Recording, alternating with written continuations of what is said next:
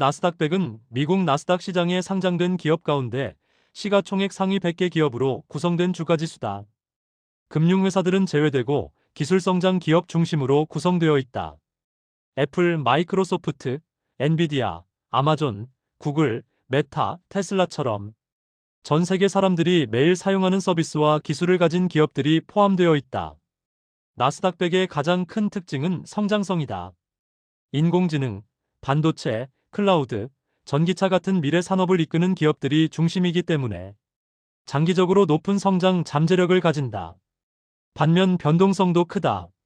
주가가 빠르게 오를 수 있지만 금리 인상이나 시장 조정 국면에서는 하락폭도 커질 수 있다. 그래서 단기 매매보다는 장기 투자에 적합한 지수다. 주식 초보자에게 나스닥100 투자는 개별 종목을 직접 고르는 방식보다 ETF를 활용하는 것이 훨씬 쉽고 안전하다. ETF 하나만 매수해도 나스닥100에 포함된 100개 기업에 자동으로 분산 투자할 수 있다. 미국 상장 ETF로는 QQQ가 대표적이고 국내 상장 ETF로는 TIGER 미국 나스닥100, KODEX 미국 나스닥100, KBSTAR 미국 나스닥100 등이 있다. 초보자에게 가장 추천되는 투자 방법은 월 적립식 투자다. 매달 같은 금액을 꾸준히 투자하면 가격이 떨어질 때는 더 많은 수량을 살 수 있고 가격이 오를 때는 평가 금액이 자연스럽게 늘어난다. 시장 상황에 따라 매수 타이밍을 고민할 필요가 없어 심리적으로도 가장 안정적인 방법이다. 매달 10만원, 30만원, 50만원처럼 본인에게 부담 없는 금액으로 시작하는 것이 좋다.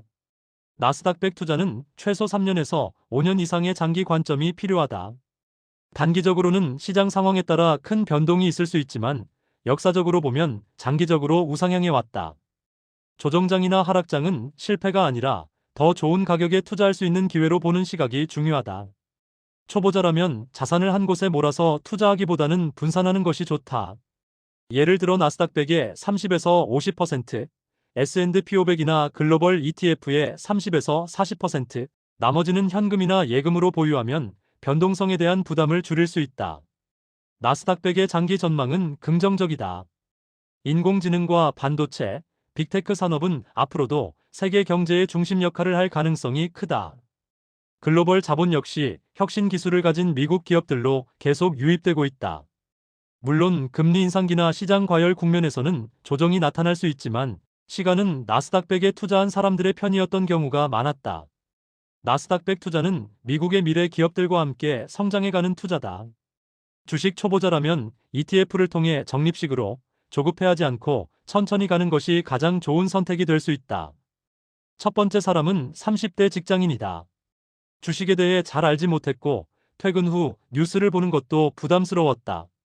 그는 개별 종목 대신 나스닥100 ETF를 선택했고 매달 월급에서 30만 원씩 자동이체로 투자했다. 주가가 크게 떨어졌던 해에도 투자를 멈추지 않았고 오히려 어차피 장기 투자라고 생각하며 계속 같은 금액을 넣었다.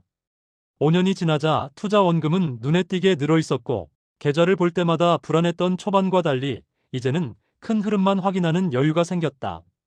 그는 나스닥100 투자의 성공 요인을 타이밍이 아니라 꾸준함이라고 말한다. 두 번째 사람은 40대 자영업자다. 사업을 하며 번 돈을 어떻게 굴려야 할지 고민하던 중 예금만으로는 한계가 있다고 느꼈다. 주식 경험이 거의 없어 손실이 가장 두려웠지만 나스닥100이 세계적인 기술 기업들로 구성되어 있다는 점에 관심을 가졌다. 그는 한 번에 큰 금액을 넣지 않고 분할 매수 방식을 택했다. 시장이 조정받을 때마다 조금씩 추가 매수했고 급등장에서는 무리하지 않았다. 몇 차례 큰 하락장에서도 손절하지 않고 버틴 결과 시간이 흐르면서 계좌는 안정적인 상승 곡선을 그리기 시작했다. 그는 나스닥100 투자는 인내심을 가진 사람에게 보상이 돌아온다고 말한다. 세 번째 사람은 주식을 처음 시작한 20대 초반이다. 투자 금액은 크지 않았고 매달 10만 원 정도가 전부였다. 대신 그는 투자 기간을 길게 잡았다. 단기 수익에 집착하지 않고 나스닥100 ETF를 미래 저축처럼 생각했다. 주변에서 주가가 떨어졌다고 겁을 줄 때도 그는 매달 같은 날 같은 금액을 투자하는 원칙을 지켰다. 몇 년이 지나면서 투자 금액은 아직 크지 않았지만 수익률과 경험은 분명한 차이를 만들고 있었다. 그는 일찍 시작한 것이 가장 큰 성공 요인이었다고 말한다. 이 세 사람의 공통점은 특별한 정보나 재능이 아니라 단순한 원칙이었다. 나스닥100이라는 성장 지수를 선택했고 ETF로 분산 투자했으며 시장의 단기 등락에 흔들리지 않고 시간을 아군으로 만들었다는 점이다. 나스닥100 투자는 빠르게 부자가 되는 방법은 아닐 수 있지만 꾸준히 투자한 사람에게는 분명한 결과를 보여준 사례들이 많다. 첫 번째 사람은 단기간에 큰 수익을 기대한 투자자다. 나스닥100이 잘 오른다는 이야기를 듣고 상승장이 한창일 때 한 번에 큰 금액을 투자했다. 며칠 만에 수익이 나는 것을 보고 자신감을 얻었지만 곧바로 시장 조정이 시작됐다. 주가가 조금만 떨어져도 불안해졌고 손실을 견디지 못해 하락 초기에 매도했다. 이후 시장은 다시 반등했지만 그는 이미 계좌에서 떠난 뒤였다. 나스닥100이 문제라기보다 단기 수익을 기대한 접근 방식이 실패의 원인이었다. 두 번째 사람은 레버리지 상품을 쉽게 생각한 투자자다. 나스닥100을 잘 모르는 상태에서 수익이 더 커 보인다는 이유로 2배, 3배 레버리지 ETF에 투자했다. 시장이 오를 때는 빠르게 수익이 났지만 조정이 오자 손실도 몇 배로 커졌다. 하루하루 계좌 변동에 신경 쓰다 보니 스트레스가 커졌고 결국 큰 손실을 본 상태에서 투자를 중단했다. 그는 나중에야 레버리지는 초보자에게 맞지 않는 상품이라는 것을 깨달았다. 세 번째 사람은 공포에 흔들린 투자자다. 월 적립식으로 나스닥100 ETF를 투자하던 중 큰 하락장을 맞았다. 계좌가 눈에 띄게 줄어들자 불안이 커졌고 주변에서 이제 끝났다는 말을 듣고 투자 원칙을 스스로 무너뜨렸다. 그는 적립식을 중단하고 현금으로 전환했다.